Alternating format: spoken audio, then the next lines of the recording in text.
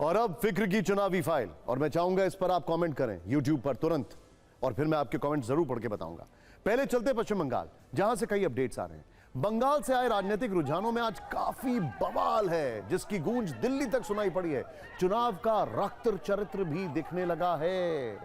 बंगाल में ऐसा कई बार होता है। बंगाल के मालदा में SIR से जुड़े 7 न्यायिक अधिकारियों को 8 घंटे तक बंधक बनाया गया, जिसे लेकर सुप्रीम कोर्ट काफी गुस्से में था। इस मामले में CBI जांच के आदेश देने के साथ गृह सचिव और DGP से जवाब मांगा गया है। मालदा में ही आज SIR के विरोध में प्रदर्शन के दौरान हिंसा होती है, पुलिस को टारगेट किया जाता है, गाड़ियां तोड़ दी जाती हैं। गृह मंत्री अमित शाह के रोड शो के दौरान भी हंगामा और नारेबाजी हुई, जिसके जवाब में बीजेपी के कार्यकर्ताओं ने ममता बनर्जी के घर के सामने हंगामा किया। इसके अलावा TMC का चुनाव प्रबंधन देखने वाली संस्था IPAC के ठिकानों पर ईडी ने रेड डाली। कुल मिलाकर पहले चरण के चुनाव से 21 दिन पहले बंगाल हिंसा की आग सुलगने लगी है। आने वाले दिनों में इसकी लपटें और तेज होने का डर है। आपके लिए हमने इसकी एक विस्तृत फाइल तैयार की है, ध्यान से देखिए। पहली खबर, पहले आपको बंगाल हिंसा की 2 तस्वीरें दिखाते हैं। पहली तस्वीर कल की है, जब मालदा के कलियाचाक में ब्लॉक ऑफिस के अंदर 7 न्यायिक अधिकारियों को बंधक बनाया गया। शाम 4 बजे के बाद 8 घंटे तक यह बंधक संकट बना रहा। ये यहां पर देख रहे हैं आप। दूसरी तस्वीर आज दिन की है, जब मालदा में ही SIR के विरोध करने वालों ने पुलिस की गाड़ियों में तोड़फोड़ की, उन पर हमला किया। हिंसा की शुरुआत कल दिन में SIR के विरोध में प्रदर्शन के दौरान हुई। मालदा में लोगों ने सड़क जाम कर दी। शाम को जब SIR के काम में शामिल जज उस रास्ते से निकले तो उन्हें घेर लिया गया। इसमें TMC और कांग्रेस कार्यकर्ताओं के हाथ होने के आरोप लग रहे। घंटों की मशक्कत के बाद मामला सुलझा तो न्यायिक अधिकारी निकल पाए, लेकिन 7 किलोमीटर आगे उन्हें फिर बंधक बना लिया गया। रात 1 बजे जाकर यह संकट सुलझ पाया। बंधक बनाने वाले लोगों का आरोप था कि उनके नाम गलत तरीके से काटे गए हैं। कल के इस एपिसोड के बाद आज मालदा में ही फिर से सड़क जाम किया गया।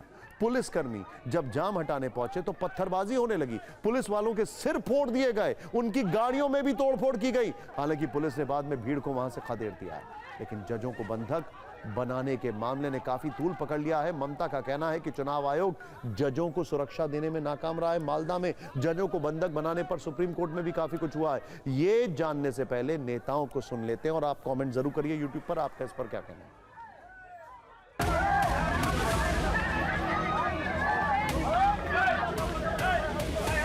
SIR को लेकर जो हो रहा है, ये जजेस को घेराव एक्सेट्रा, हम तृणमूल कांग्रेस एक बात साफ साफ हम लोग बोलना चाहते हैं, we are law abiding citizen. हम ऐसा कुछ नहीं कर रहे हैं और सपोर्ट भी नहीं कर रहे हैं जिसमें इनडिसिप्लिन्ड बिहेवियर ये सामने आ जाए। जिस तरीके से कि लेफ्ट फ्रंट के जमाने में अनीता देवान को इसी तरीके से एक महिला जस्टिस को गाड़ी से उतार कर पीट कर मार डाला गया था, उस तरीके की पूरी अभिसंधि थी, उस तरीके की पूरी प्लानिंग थी। और ममता बनर्जी का जो लगातार जो उसकाना, 1 सेकंड वाला उसकाना, उनका जो बयान, वो बयान इसके पीछे जिम्मेदार है। বিজেপির গেম প্ল্যান অনুযায়ী 1 কোটি 20 লক্ষ নাম বাদ দিয়েছে। তার জন্যই আমরা মাননীয় সুপ্রিম কোর্টে গিয়েছিলাম, এবং সুপ্রিম কোর্ট তো সত্যি কথাই বলেছেন যে এটা হতে পারে না। इसको कैसे निपटा जाए, इसके लिए कोई इनकी दिलचस्पी नहीं है। चलता है चलने दो, जो मर्जी होने दो। सूबे की सरकार और चुनाव आयोग दोनों को बीच जो अपने आपसी पंगा, ये आपसी पंगा के चलते आज ये हालात पैदा हो गए हैं। भ्रष्टाचार और TMC, हिंसा और TMC एक दूसरे के परिवारवाची बन चुके हैं। अब आपके कमेंट्स आ रहे हैं। जो बंगाल की खबर हमने दिखाई है, जुगल जी का कहना है ऐसा नहीं होना चाहिए था। आनंद जी कहते हैं प्रेसिडेंट रूल होना चाहिए। मोहम्मद सागिर हुसैन कह रहे हैं गलत है ये सब। फिर उसके बाद कई लोगों का कमेंट है कि ये सब ठीक नहीं है। यूट्यूब पे आप जो कमेंट कर रहे हैं, मालदा बंधक संकट पर आज सुप्रीम कोर्ट काफी गुस्से में देखा। सीजेआई सूर्यकांत समेत 3 जजों की बेंच ने इस पर सुनवाई की है। सर्वोच्च अदालत ने सबसे पहले एसआईआर से जुड़े 7 न्यायिक अधिकारियों को बंधक बनाए जाने पर नाराजगी जताते हुए प्रशासन को कड़ी फटकार लगाई है। सीजेआई सूर्यकांत ने कहा कि न्यायिक अधिकारियों को 8 घंटे बंधक बनाकर रखा गया, उन्हें खाना पानी तक नहीं मिला है। यह घटना सोची समझी और भड़काऊ लगती है। इसका मकसद न्यायिक अधिकारियों का मनोबल गिराना और चुनावी प्रक्रिया को बाधित करना है। इसे किसी भी सूरत में स्वीकार नहीं किया जा सकता। सुप्रीम कोर्ट ने यह भी कहा कि हमने ऐसे ध्रुवीकृत राज्य पहले कभी नहीं देखा। पश्चिम बंगाल में दुर्भाग्य से सभी राजनीतिक भाषा बोलते हैं। इस मामले में सुप्रीम कोर्ट ने 5 बड़े आदेश भी दिए। ध्यान से देखिए, सीबीआई या एनआईए जैसी स्वतंत्र एजेंसी से जांच कराई जाए। एजेंसी सीधे कोर्ट को रिपोर्ट देगी। चीफ सेक्रेटरी, डीजीपी, डीएम और एसएसपी को कारण बताओ नोटिस जारी किया जाए। संबंधित अधिकारियों को 6 अप्रैल को कोर्ट में पेश होने के लिए कहा गया है। चुनाव आयोग को केंद्रीय सुरक्षा बल तैनात करने के लिए कहा गया है। यह भी आदेश दिया गया है कि जहां न्यायिक अधिकारी रुके उनकी सुरक्षा बढ़ाई जाए। वैसे मालदा की घटना में अब तक 18 लोगों को गिरफ्तार किया गया है।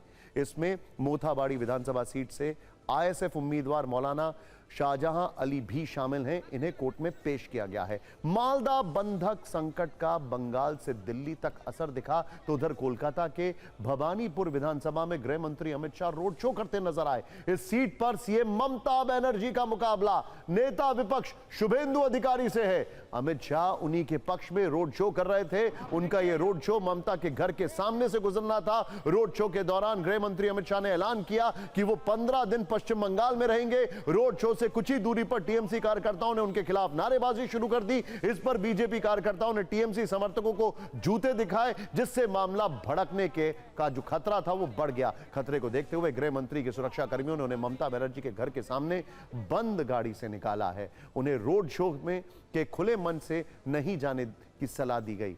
इस बीच जब रोड शो मुख्यमंत्री के घर के पास पहुंचा तो बीजेपी कार्यकर्ताओं ने हंगामा किया और ममता के खिलाफ नारेबाजी की।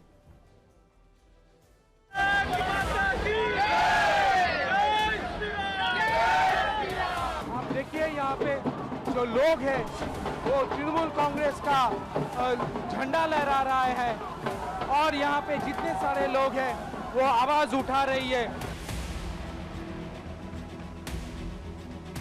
मित्रों, मैं लंबा भाषण करना नहीं चाहता हूं। बंगाल चुनाव में 15 दिन तक मैं बंगाल में ही रहने वाला हूं। ऐसा है, एक एक सीट कर जीतेंगे, 170 सीट तक जाएंगे, तब परिवर्तन होगा, ठीक है ना? मगर मेरे पास एक शॉर्टकट है। अगर भवानीपुर वाले एक ही सीट जिता दे तो परिवर्तन अपने आप हो जाएगा।